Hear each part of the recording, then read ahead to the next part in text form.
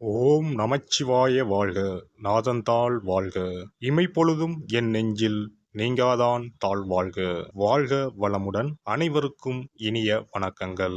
நாம் இந்த பதிவில் வக்ர நிவர்த்தி அடையும் குரு பகவான் உங்கள் ராசிக்கு என்னென்ன பலன்களை தரப்போகிறார், அதற்கான பரிகாரம் என்ன என்பதனை பற்றி விரிவாக காண்போம்.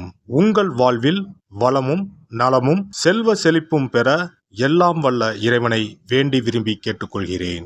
குரு பகவான் மகிழ்ச்சி, செல்வம், பெருமை மற்றும் செழுமையின் கிரகமாக விளங்குகிறார். ஒருவர் மீது குரு பார்வை பட்டுவிட்டால் அவர் வாழ்வில் பலவித உச்சங்களை தொடுவார். குரு பகவான் தற்போது வக்ர நிலையில் உள்ளார். அவர் டிசம்பர் 31ஆம் தேதி வக்ர நிவர்த்தி அடைய உள்ளார். அனைத்து ராசிகளுக்கும் மங்களகரமான வரங்களை அள்ளி கொடுப்பவர் குரு பகவான்.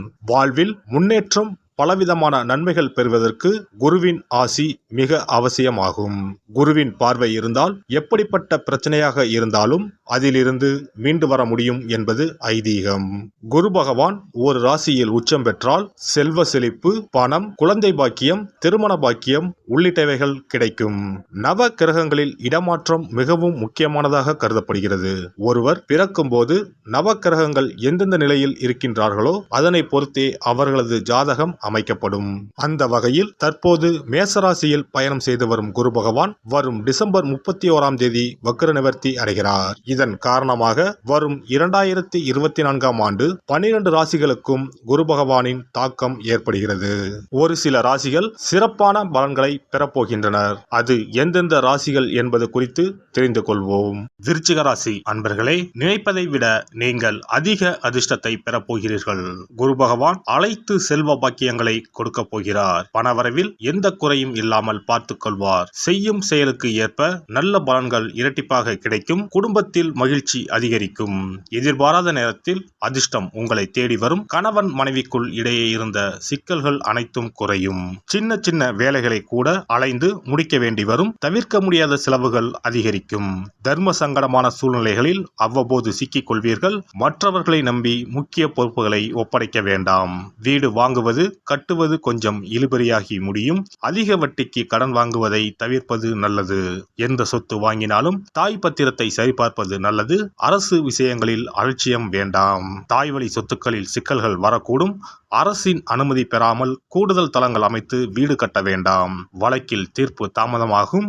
எனினும் நீண்ட நாட்களாக எதிர்பார்த்து காத்திருந்த விசா கிடைத்து அயல்நாட்டு பயணம் சாதகமாக அமையும். ஏற்றுமதி மற்றும் இறக்குமதி சார்ந்த துறைகளில் ஏற்படும் அதிர்ஷ்டகரமான சில வாய்ப்புகள் கிடைக்கப் பெறுவீர்கள். கோயில் தொடர்பான பயணங்கள் சாதகமாக அமையும். புது வகையான தேடல்கள் அதிகரிக்கும். வழக்கு தொடர்பான செயல்பாடுகளில் நுணுக்கமான விஷயங்களை புரிந்து கொள்வீர்கள். மருத்துவம் தொடர்பான செயல்பாடுகளில் ஆதாயமும் ஆர்வமும் அதிகரிக்கும். மூத்த சகோதரர்கள் வழியில் அனுகூலம் உண்டாகும். வேளாண்மை சார்ந்த துறைகளில் சாதாரணமான வாய்ப்புகள் உருவாகும். பொருளாதாரம், இதுவரை தனவரவுகளில் இருந்து வந்த நெருக்கடிகள் குறையும். குழந்தைகள் வழியில் மனமகிழ்ச்சியான செய்திகள் கிடைக்கும். வெளி வட்டாரங்களில் உங்கள் மீதான மதிப்பு மேம்படும். வருவாய் மேம்படுத்துவது தொடர்பான நுணுக்கங்களை அறிவீர்கள்.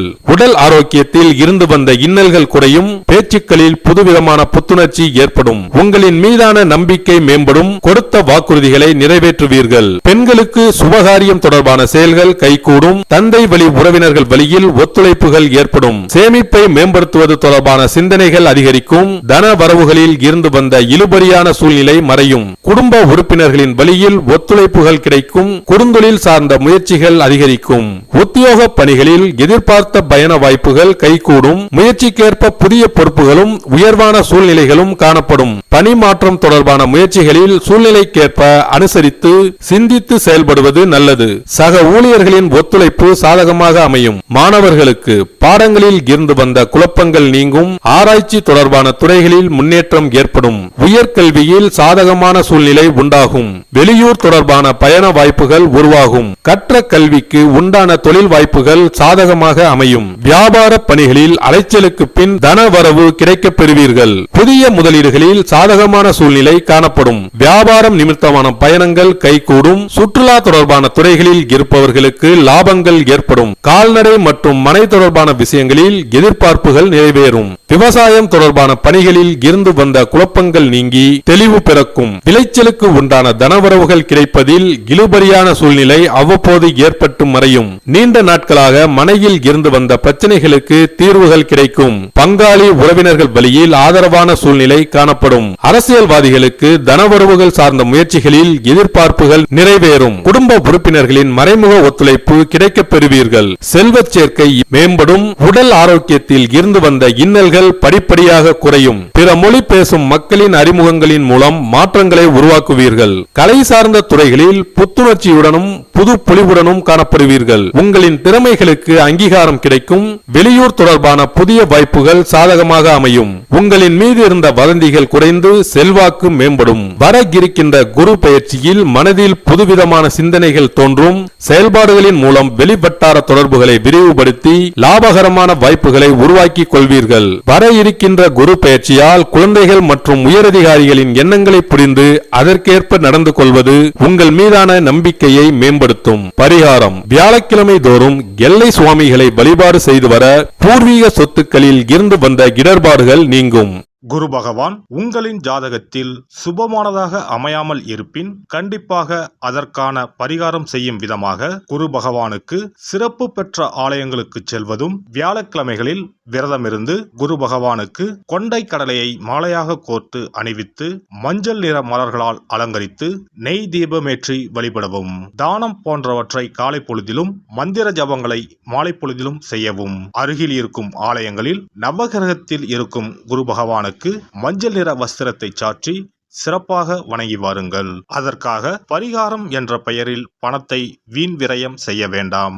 அதற்கு பதிலாக இறைவனை வழிபடுவதோடு ஆலயங்களுக்கு தேவையான நெய், நல்லெண்ணெய், பன்னீர், சந்தனம், பால், தயிர் மற்றும் மலர் மாலைகள், பூக்கள் என இறைவனுக்கு உகந்த கோவிலுக்கு தேவையான பொருட்களை உங்கள் சக்திக்கு ஏற்றவாறு வழங்கி கோயில் கைகாரியம் செய்யுங்கள். தமிழ்நாட்டில் குரு பரிகார தலங்களாக பல இடங்கள் உள்ளன.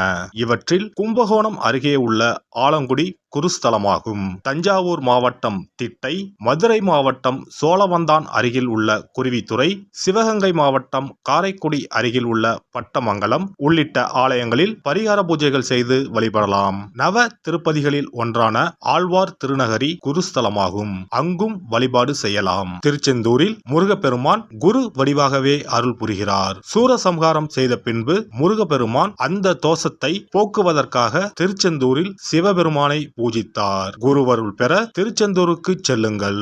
இவை தவிர சிவன் கோவில்களில் தட்சிணாமூர்த்திக்கு வியாழக்கிழமை தினத்தன்று சிறப்பு வழிபாடுகள் செய்வதன் மூலமும் குருவின் அருளை பெறலாம். குரு பகவானுக்கு இனிப்பு என்றால் மிகவும் பிடிக்கும். அதனால் வியாழக்கிழமை விரதம் இருந்து இனிப்பு செய்து அவருக்கு படையலாக வைத்தால் அவரின் பார்வை நம் மீது திரும்பும் என்பது ஐதீகம். எல்லாம் வல்ல இறையருளால் நீங்களும் உங்கள் அன்பு குடும்பமும் உடல் நலம், நீலாயுள், நிறை செல்வம், உயர் புகழ், மெய்ஞானம் ஓங்கி வாழ்க வளமுடன். இந்த வீடியோ உங்களுக்கு பிடிச்சிருந்தா லைக் பண்ணுங்க, ஷேர் பண்ணுங்க அண்ட் சப்ஸ்கிரைப் பண்ணுங்க. பக்கத்துல இருக்க பெல் ஐகானை கிளிக் பண்ணுங்க. நன்றி, வணக்கம், வாழ்க வளமுடன்.